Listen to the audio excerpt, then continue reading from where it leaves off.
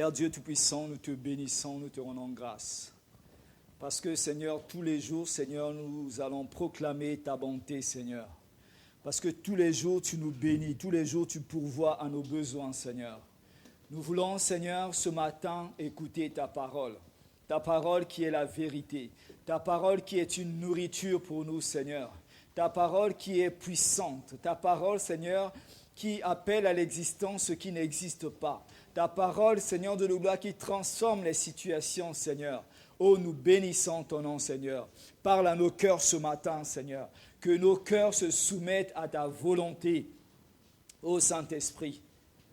Je veux être un instrument de ta main, Seigneur, afin que tu parles à une personne, afin que tu touches les cœurs ce matin, Seigneur. Moi aussi, je veux recevoir de toi, Seigneur, car tu as une parole pour chacun de nous, Seigneur. Ô Seigneur, nous bénissons ton nom. Prends le contrôle de toutes choses en ces lieux. Que ton nom soit glorifié, que ton nom soit magnifié au nom de Jésus-Christ. Amen. Amen, amen. J'espère que vous avez bien adoré votre Dieu, vous l'avez bien loué et déclaré surtout ses paroles. Vous savez, c'est important, bien-aimé. Dieu, quand il veut faire passer un message, ça commence au début du culte. Amen. Au début du culte, pendant l'intercession, pendant les temps de louange et d'adoration. Il faut être sensible pendant tout le culte. Que vous disaient ces paroles? Alléluia. Moi, j'ai entendu la persévérance. Moi, j'ai entendu les yeux fixés vers Dieu. Alléluia. Et ça concorde avec le message de ce matin. Le thème est le mystère entre la promesse et l'accomplissement. Alléluia. Dieu est notre Père. Quand nous avons donné notre vie au Seigneur Jésus, il avait dit que nous sommes devenus enfants de Dieu. Nous sommes devenus héritiers de Dieu. Ça veut dire que ce qui est à Dieu est à nous. Alléluia. Donc ça veut dire que les promesses dans la parole de Dieu sont à toi aussi. Mais Dieu te fait une promesse. Et la Bible dit persévère. Parce que si Dieu dit quelque chose, ça va s'accomplir. Donc, il y a un temps entre la promesse, entre la parole qui a été déclarée et l'accomplissement. Et je voudrais parler de ce temps ce matin. Alléluia. Les gens croient que la vie chrétienne, c'est une vie facile, une vie en rose. Non, bien-aimé. Quand tu rentres, Dieu te fait une promesse, tu ne rentres pas de suite dans la bénédiction. Dieu veut s'assurer que tu gères bien la bénédiction qu'il va te donner. Dieu veut être sûr que tu sois mature de prendre soin de cette bénédiction. C'est pour ça qu'il prend le temps de t'observer. Il prend le temps de te montrer comment gérer cette bénédiction. C'est ça ce temps entre la promesse et l'accomplissement. Quand nous lisons dans Genèse chapitre 37, la Bible nous parle de l'histoire de Joseph. Vous pouvez lire toute l'histoire à la maison.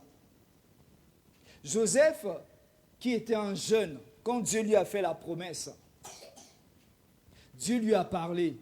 Il a dit, voilà, tu seras un homme grand, tu seras un homme important. Tes frères, ta famille va se prosterner devant toi. Joseph a reçu la promesse de Dieu. Mais vous savez, quand Dieu nous parle, quand on reçoit les prophéties, on est enthousiaste, on est dans la joie. Alléluia.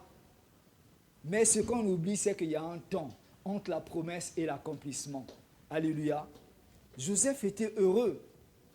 Mais Dieu lui a parlé de cette élévation. Mais Dieu ne lui a pas dit par quel chemin il allait passer. Alléluia. C'est ça. Dieu nous révèle certaines choses, ce qui va arriver. Mais Dieu ne nous dit pas par quelles difficultés nous allons passer. Par quelle formation nous allons passer. Le peuple d'Israël a été pendant 400 ans esclave en Égypte. Ils ont pleuré, ils ont crié à Dieu. Et pendant longtemps, pendant toutes ces années, Dieu a fermé son oreille. Parce que ce peuple s'est éloigné de Dieu. Et maintenant, quand ils sont revenus à Dieu, Dieu les a écoutés. Dieu avait besoin juste d'un homme pour les sortir d'Égypte. La Bible dit, Dieu les a pris par sa main, les a conduits dans le désert. pour parler à leur cœur. Alléluia. Donc Dieu, quand il t'emmène dans cette période de mystère, il veut te parler. Il veut t'enseigner des choses. Ça ne veut pas dire que tu es dans le péché. Non, bien-aimé. Mais Dieu veut t'enseigner pour que tu grandisses. Parce qu'il y a une personne qui n'est pas d'accord avec ta bénédiction, qui n'est pas d'accord avec les promesses que Dieu a faites sur ta vie. C'est le diable. Et il veut que tu perdes ces bénédictions. Mais Dieu veut t'enseigner pour te dire, fais attention. Voilà comment tu vas gérer tes bénédictions. Alléluia. Donc Dieu a fait une promesse à Joseph, mais ne lui a pas montré l'épreuve qu'il allait traverser. Dieu ne lui a pas dit que tu seras esclave, que tu seras prisonnier. Ça a échappé à Joseph. Alléluia. Joseph pouvait dire, mais est-ce que c'est Dieu qui m'a réellement parlé? Alléluia. Dieu savait que la famine allait toucher ce pays. Parce que pour que ses frères, sa famille aillent vers Joseph, qui était devenu premier ministre, il fallait qu'il y ait la famine. Mais Dieu qui est omniscient savait toutes choses. Donc il fallait que Joseph quitte son pays pour aller en Égypte. Alléluia. Pour sauver sa famille. Il fallait qu'il quitte son pays. Il fallait qu'il se sépare de sa famille. Dieu favorise certaines séparations pour nous conduire à notre bénédiction bien-aimée. Dieu permet que tu quittes certains endroits, peut-être ton pays, peut-être ta famille, pour te conduire vers ta destinée. Il y a des séparations qui sont difficiles. Mais c'est pour que tu rentres dans ta bénédiction bien-aimée. En toute chose, nous devons rendre gloire à Dieu. Nous devons connaître quelle est la volonté de Dieu pour cette situation. Au lieu de se murmurer. De murmurer. Et le peuple d'Israël, pendant le parcours dans le désert, n'a pas arrêté de murmurer. Malgré qu'ils avaient tout ce qu'il fallait, Dieu était avec eux nuit et jour. Mais ils n'ont pas arrêté de murmurer. Alléluia. Quelle était la volonté de Dieu pour toi? Dieu crée cette séparation même avec d'autres personnes. Il y a des personnes qui sont comme des virus dans notre vie. Où Dieu va faire que tu te sépares de ces personnes. Quand tu es avec cette personne, tu ne vas pas évoluer, bien-aimé. Tu vas tourner en rond. Ces personnes sont tout le temps négatives, en train de te rabaisser, contraire à la parole de Dieu. Dieu veut que tu quittes ces personnes. Alléluia. La Bible ne nous demande pas de vivre loin des personnes. Non, on marche selon la parole de Dieu, mais ne pas être guidé par les paroles de ces personnes, par les pensées de ces personnes. D'où la séparation. Les frères de Joseph le détestaient à cause de ses révélations. Donc si Dieu commençait à le former au milieu de ses frères, ça allait susciter des problèmes. Il fallait qu'il soit loin de ses frères. Dieu sait toutes choses, bien-aimés. Donc, il y a des choses, des fois, Dieu nous éloigne d'un milieu ou de certaines personnes, mais nous, tellement que nous sommes têtus, nous voulons toujours nous accrocher à ces personnes. C'est comme si ces personnes étaient Christ en nous. Non, bien-aimé. Dieu te dit, quitte ce milieu, quitte ces personnes. Il faut partir. Il faut partir. Amen, amen, amen. Alléluia. Il a dit à plusieurs de ses serviteurs de sortir, de quitter leur territoire. Et ils ont obéi. Amen. Alléluia. Donc, si nous quittons certaines personnes, Dieu va nous conduire vers notre élévation. Alléluia. Et lors de la promesse, comme je disais, notre cœur est rempli de joie. Joseph était dans la joie. Il s'imaginait déjà grand vis-à-vis de ses frères. Quand Dieu te parle, tu étais dans la joie. Tu te dis, oui Seigneur, voilà les promesses. Et tu t'accroches à ces promesses-là. Mais quand tu passes par l'épreuve, ah là, les choses changent. Alléluia. Amen. Donc, Dieu te fait une promesse, il te dit, voilà, le monde t'a condamné, le monde a dit que tu n'auras pas d'enfants. Mais moi, je te dis que tu auras des enfants.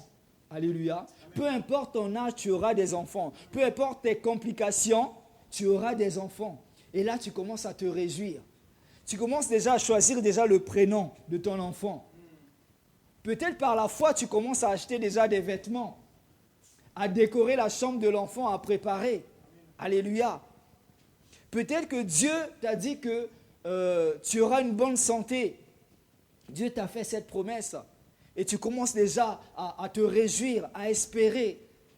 Dieu t'a promis le mariage. Dieu t'a promis l'élévation sociale, beaucoup de choses. Et tu commences à te préparer à ces choses. Donc, peu importe la bénédiction, tu te prépares à recevoir cette bénédiction. Amen. Tu te prépares à la recevoir. Mais quand on traverse les difficultés, on se demande, est-ce que Dieu m'a réellement parlé? Et là, on commence à mettre en doute la prophétie, à mettre en doute la promesse de Dieu. Est-ce que c'est Dieu qui m'a parlé? Ou je me suis trompé? Ou je me suis embrouillé dans mes pensées? C'est ça la difficulté. C'est ça le mystère entre la promesse et l'accomplissement. C'est là où s'installe le doute. C'est là où s'installe le désespoir. C'est là où s'installe le découragement. On devient faible. Alléluia. C'est dans cette période que nous devons persévérer. C'est dans cette période que nous devons compter sur notre Seigneur. Alléluia. Et dans cette période, notre joie se brise comme un miroir. On se dit, mais qu'est-ce qui m'arrive? Et pourtant, Dieu m'a parlé. Alléluia. Le découragement. Parfois, on interroge Dieu. On dit, mais Seigneur, parle-moi. Qu'est-ce qui m'arrive? Et c'est le silence. Alléluia. Dieu ne répond pas. Et pourtant, il est là. Il y a beaucoup d'hommes de Dieu qui ont crié à Dieu, de femmes qui ont crié à Dieu, Seigneur, parle-moi. Silence. On se dit, mais qu'est-ce qui se passe? Et on se pose même la question, est-ce que je suis dans le péché? Il n'y a pas de péché, bien-aimé. Dieu veut te faire passer par le feu. Dieu veut te former. Comme ça, quand tu auras ta bénédiction, tu seras inébranlable. Personne ne va te voler cette bénédiction.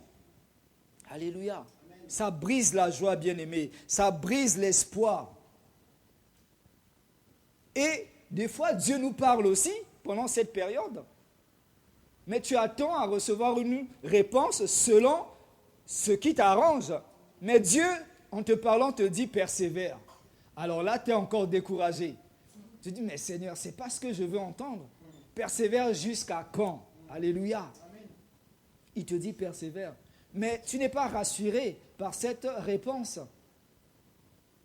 Mais c'est comme ça. Dieu fait comme il veut. Il est souverain, bien-aimé. Alléluia. Et après, on veut chercher des solutions ailleurs. On se dit, bon, comme la promesse de Dieu tarde, moi, je vais aller chercher des solutions ailleurs. Et du coup, on va chercher des solutions dans le monde. Dieu t'a promis un mariage. Il dit, voilà, ton mari, tu vas le rencontrer dans l'église. Il dit, bon, dans l'église, là, tout le monde est pris. Hein. Il n'y a pas de célibataire dans l'église. Qu'est-ce que je vais faire? Je vais aller chercher dans le monde un païen pour l'emmener à l'église.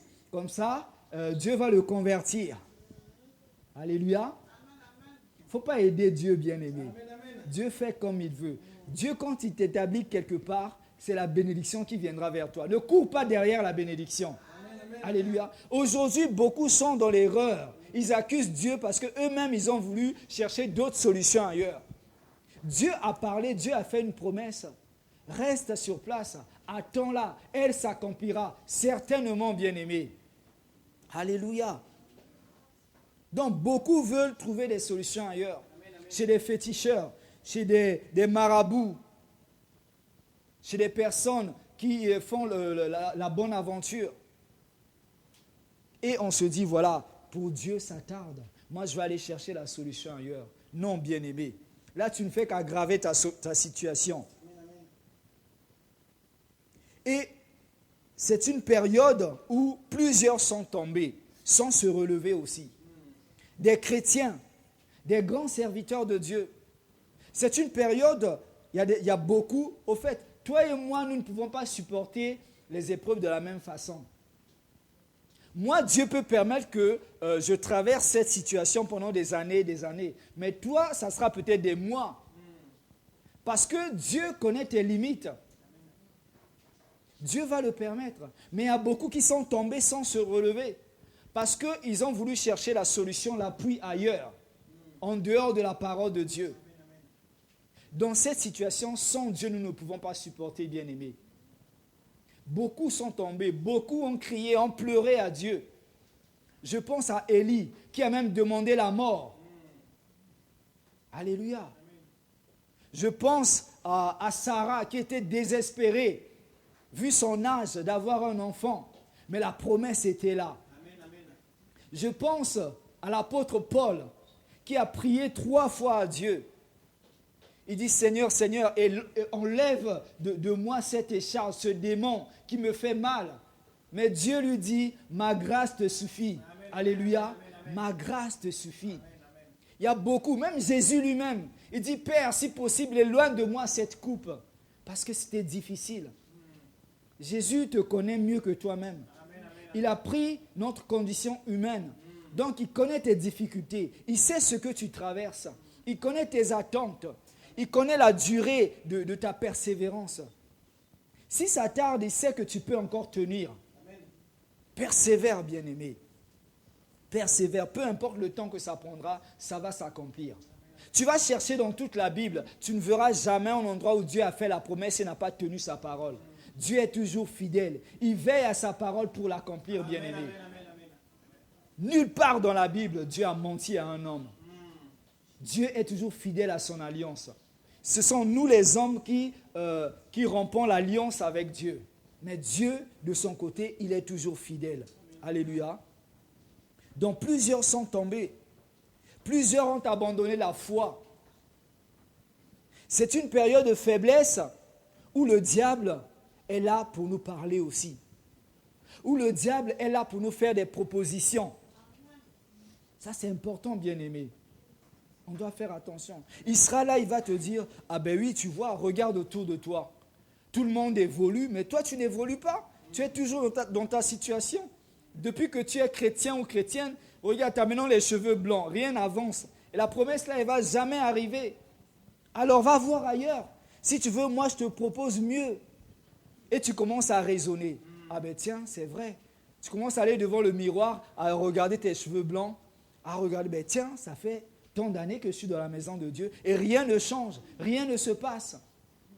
Et là, il est là, il te parle. Ben, t'as vu, qu'est-ce que je t'avais dit? Alors, tu acceptes ma proposition ou pas? C'est ça le diable. Il est très rusé. Et c'est des périodes de faiblesse où même, lors de la tentation de Jésus, il est venu, il savait que Jésus était faible, il avait faim. Il dit, ben, si tu es fils de Dieu, ordonne que ce pain se transforme en pain. Cette pierre se transforme en pain. Amen. Il savait que Jésus avait ce pouvoir. Mais comme ça venait de lui, Jésus ne pouvait pas le faire. Il dit, l'homme ne vivra pas de pain seulement, mais de la parole de Dieu. Amen, amen, amen. Alléluia. Donc, pendant cette période, nourris-toi de la parole de Dieu. Amen. C'est la parole de Dieu qui va te fortifier. C'est la parole de Dieu qui va t'encourager. Vous savez, bien-aimés, un secret que je vais vous donner, dans cette période de mystère, d'incertitude entre la promesse et l'accomplissement, ne regarde jamais à ton problème.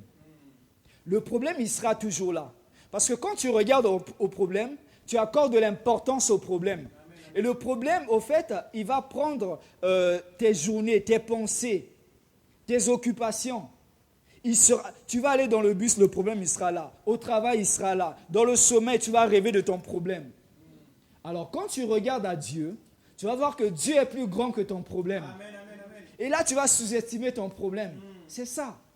Quand tu regardes ton problème, tu vas voir il est grand, le problème. Et tu oublies même Dieu. Et tu vas t'éloigner de Dieu. Mais quand tu regardes tes yeux fixés vers Dieu, et tu vas oublier ses problèmes. Mais le problème, il est là. Ça veut dire que tu mets Dieu en priorité et Dieu va régler ton problème. Alléluia. Dieu va te donner la force.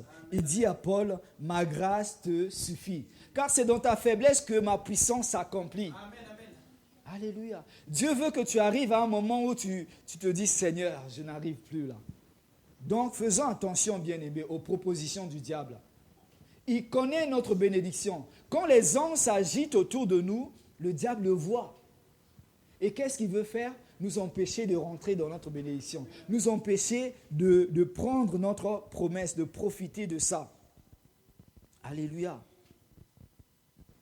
On va ouvrir la Bible dans 1 Corinthiens 10, 1 à 5.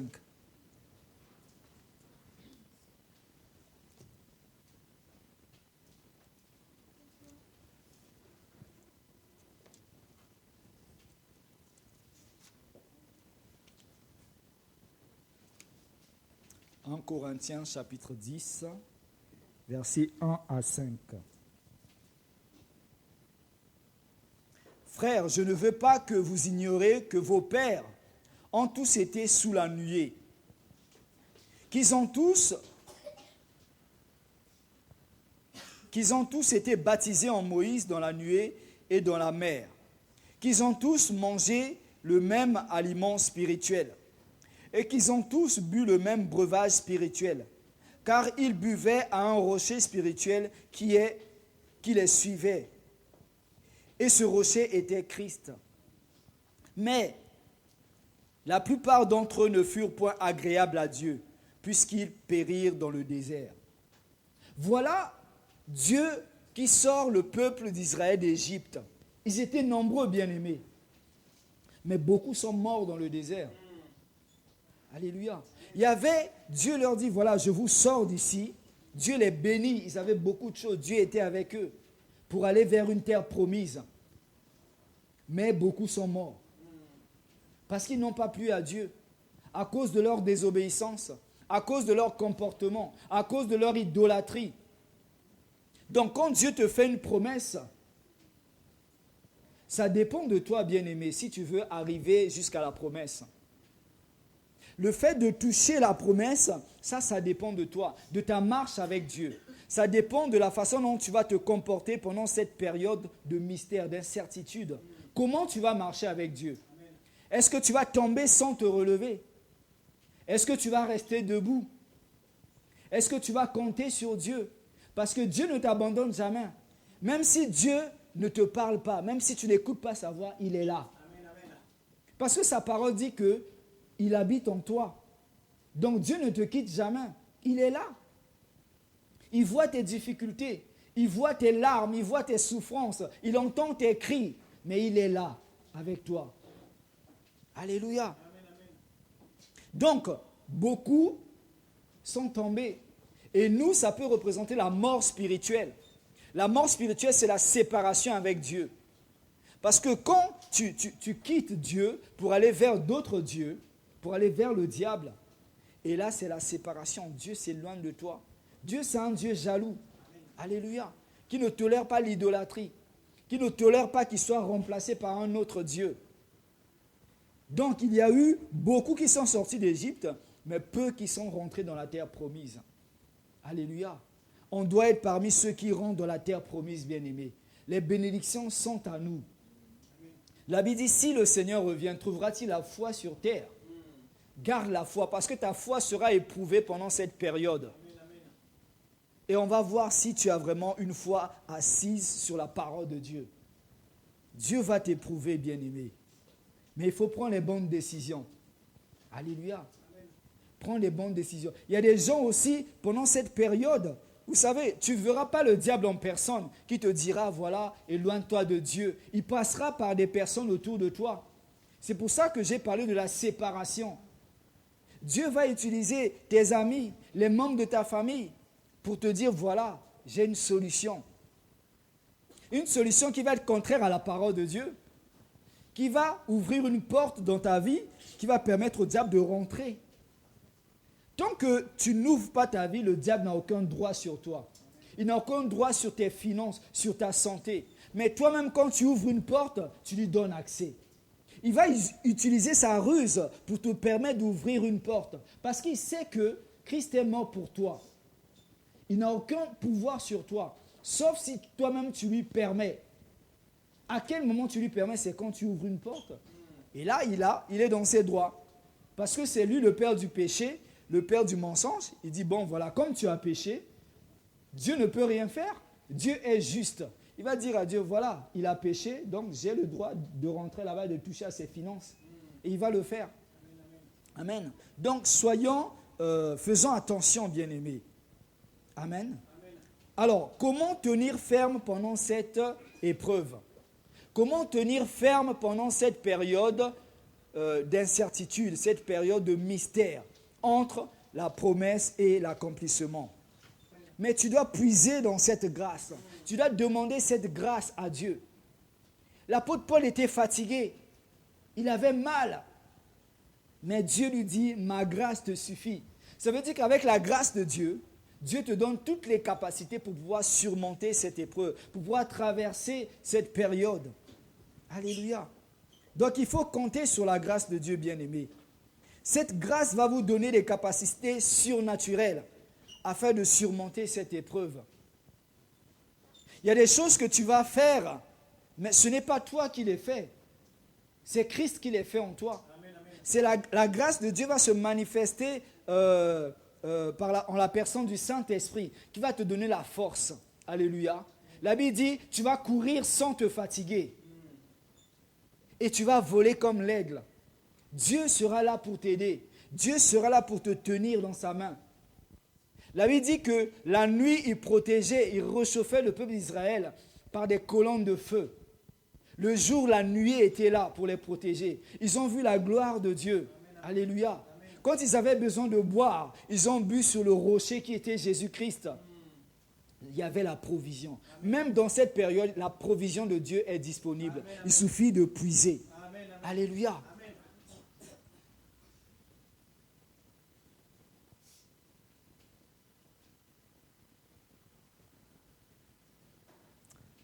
On va repartir dans 1 Corinthiens 10, on va lire au verset 13.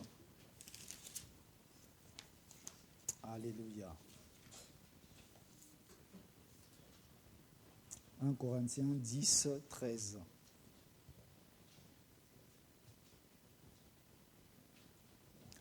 Aucune tentation ne vous est survenue qui n'ait été humaine. Et Dieu, qui est fidèle, ne permettra pas que vous soyez tentés au-delà de vos forces. Mais avec la tentation, il préparera aussi le moyen d'en sortir, afin que vous puissiez la supporter. La tentation, l'épreuve que tu surmontes est humaine, bien-aimé. Dieu ne peut pas permettre que tu sois tenté au-delà. Il a déjà préparé un moyen pour que tu sortes de là. Il a déjà préparé un chemin pour que tu ailles vers ta promesse. Si ça continue, ça veut dire que tu as encore la capacité de surmonter. Pas par tes propres forces, par la grâce de Dieu. Amen. Alléluia. Puise la grâce en Dieu et tu verras que Dieu va te bénir, bien-aimé. Alléluia.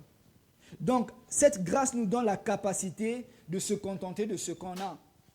Pendant ces périodes difficiles, des fois tu as faim, des fois il te manque des choses. Tu demandes une maison à Dieu, Dieu te donne un appartement. Contente-toi d'abord de l'appartement. Amen, amen, amen. Tu demandes une Ferrari à Dieu, Dieu te donne d'abord une 2 chevaux. Contente-toi de la 2 chevaux. Tu demandes je ne sais pas quoi à Dieu. C'est comme si Dieu te donne le contraire. Tu dis non, ça ne vient pas de Dieu, ça vient du diable. Non, Dieu te prépare à gérer les grandes choses. Il te donne d'abord les petites choses. Sois fidèle dans les petites choses et il te confiera les grandes choses. Amen, amen, amen. Alléluia. Il regarde ta fidélité. Aujourd'hui, nous voulons avoir tout d'un seul coup comme ça. Non, bien-aimé. Alléluia. C'est comme une personne qui passe son permis, se prépare d'abord, passe par l'auto-école, ainsi de suite. Il y a un cheminement, bien-aimé. Dieu nous prépare à ces choses. Donc, la capacité, il te donne la capacité de te contenter de ce que tu as. Parce que tu auras plus grand plus tard. Il te donne la capacité cette grâce te donne la capacité de s'humilier afin d'être élevé. Joseph l'a compris. Dieu était avec lui. Dieu était avec lui dans l'épreuve. Dieu était avec lui dans le désert. Dieu était avec lui dans la prison. Nous avons vu comment Joseph interprétait les rêves, comment Dieu parlait à Joseph. Alléluia. Donc, il était auprès de son père, l'enfant chéri, et Dieu a permis qu'il soit vendu comme esclave. Il aille en prison. On l'a accusé. Nous voyons le comportement de la femme de Potiphar. Ce n'était pas facile pour lui. Mais après, Dieu l'a élevé. Alléluia. Donc Dieu permet que tu puisses descendre très bas. Il y a des humiliations, des fois, bien aimé, tu te dis, mais qu'est-ce qui m'arrive? Ce n'est pas le péché, ce n'est pas le démon. C'est une formation, bien-aimé. Alléluia. Amen. Dieu permet que tu descendes pour qu'un jour il puisse t'élever. Alléluia. La capacité d'avoir un cœur enseignable. Il y a beaucoup de gens qui n'aiment pas être enseignés. Parce que des fois, quand tu es dans la bénédiction, tu n'es pas sensible à la voix de Dieu. Tu n'es pas sensible aux prédications, aux enseignements. Dieu, qu'est-ce qu'il fait? Il t'emmène dans le désert pour te parler. Parce qu'il sait que dans le désert, il n'y a rien. Dans le désert, tout est flou. Dans le désert, il n'y a que toi et Dieu. C'est ça, cette période, c'est le désert. Là, tu seras plus sensible à la voix de Dieu. C'est pour ça qu'il y a certaines personnes qui ont compris ce principe du jeûne et de la prière. Quand tu jeûnes, bien-aimé, tu deviens plus sensible à la voix de Dieu. Si tu n'arrives pas encore à écouter la voix de Dieu, passe du temps dans le jeûne et la prière, dans le silence, dans le secret. Jésus disait, enferme-toi dans ta chambre, parle à ton Père qui est dans les cieux, et il va t'écouter, bien-aimé. Dieu permet de t'emmener dans ce territoire pour te parler. Alléluia. Mais tu dois avoir un cœur enseignable. Parce que Dieu, ceux qui ont refusé, ceux qui ont rejeté l'enseignement parmi le peuple d'Israël, ne sont pas arrivés à la terre promise.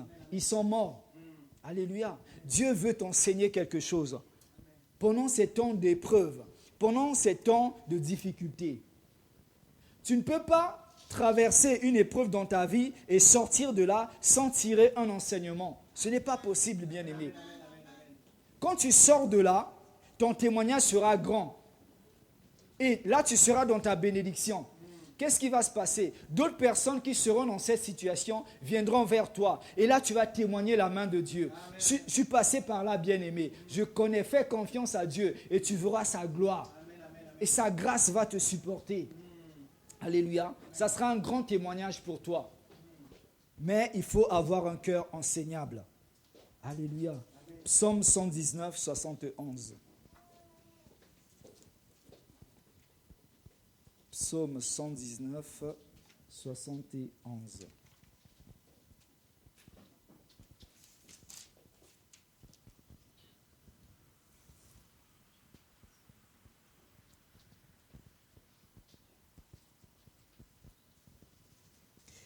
Il m'est bon d'être humilié afin que j'apprenne tes statuts. Alléluia. Il m'est bon d'être humilié afin que j'apprenne tes statuts. David voulait apprendre. C'est dans l'humilité. Tu descends très bas. Et là, tu reconnais la grandeur de Dieu. Dieu commence à t'enseigner les choses. Voilà comment tu vas gérer la bénédiction. Voilà comment tu vas me faire confiance. Parce qu'il y a beaucoup de personnes aussi, quand ils sont bénis, on ne les voit plus à l'église. Ils viennent à l'église en croyant que Dieu, c'est un distributeur de bénédiction. Dieu, c'est un distributeur d'argent. Voilà, je viens à l'église, je trouve un mari, une femme, et on ne me voit plus à l'église.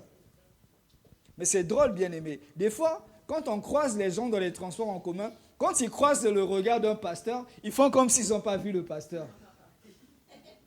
Ils se cachent sous les capuches. Ah, le pasteur est là, il change même de trottoir.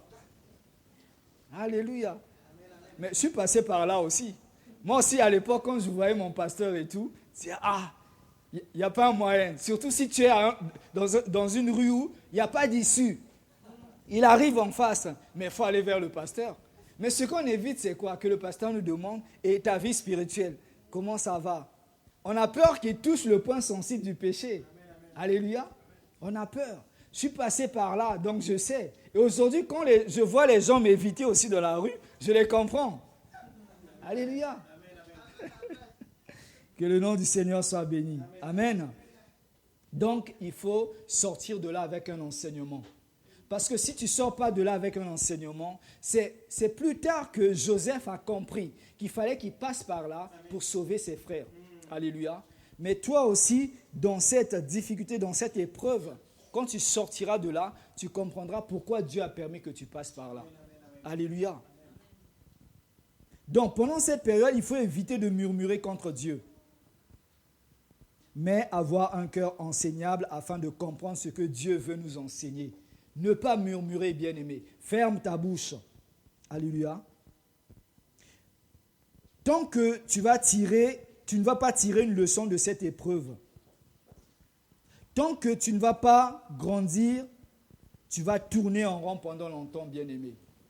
Dieu, des fois, dans cette période, Dieu peut-être il a permis que ça soit pour une durée de 2 ans. Mais toi, pendant les 2 ans, tu n'as encore rien compris. Dieu t'enseigne quelque chose, tu ne comprends pas. Dieu dit non. Si je permets que mon enfant sorte de là, mon enfant n'a pas encore compris cet enseignement. Et tu vas être là, tu vas tourner. Tu vas tourner. Il y a des gens qui sont têtus. Ils sont à l'église. Pasteur, voilà mon problème et tout. On prie pour lui. Dieu parle à travers les pasteurs aussi. Dieu te parle. Tu reviens dans 2 semaines. C'est toujours le même problème. On te donne les mêmes conseils. Tu reviens encore. Des fois, les pasteurs sont fatigués. Alléluia.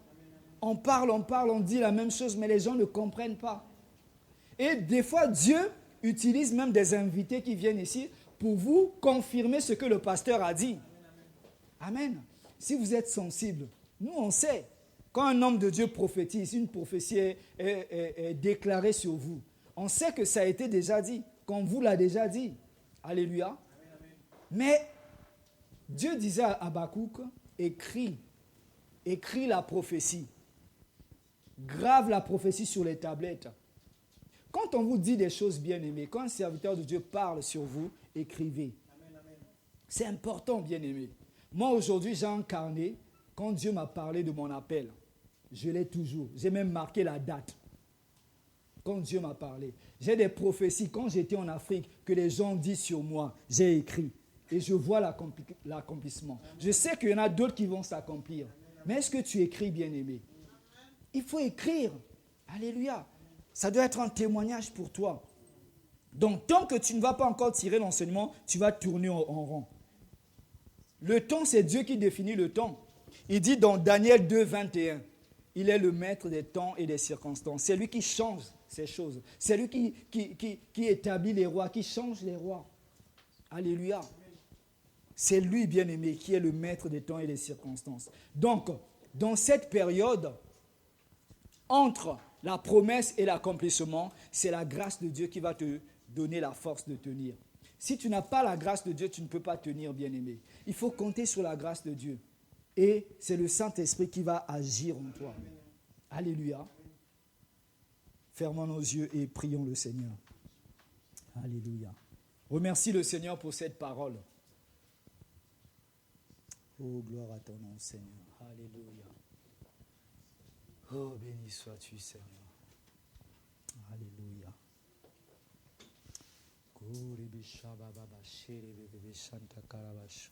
Alléluia. Oh, béni sois-tu, Seigneur. Alléluia. Maintenant, si tu es là dans cette salle et que tu traverses des difficultés, ou des fois tu vois que tu es fatigué, tu as essayé plusieurs fois d'aider Dieu, de t'éloigner même de Dieu, de baisser les bras, d'abandonner. Tu te sens fatigué, c'est comme si Dieu t'a abandonné, c'est comme si Dieu ne te parle plus, c'est comme si tu n'as pas de soutien. Tu comptais même sur les hommes, les hommes t'ont rejeté. Viens devant, je vais prier pour toi. Je vais te communiquer cette grâce qui va te donner la force d'avancer avec Dieu.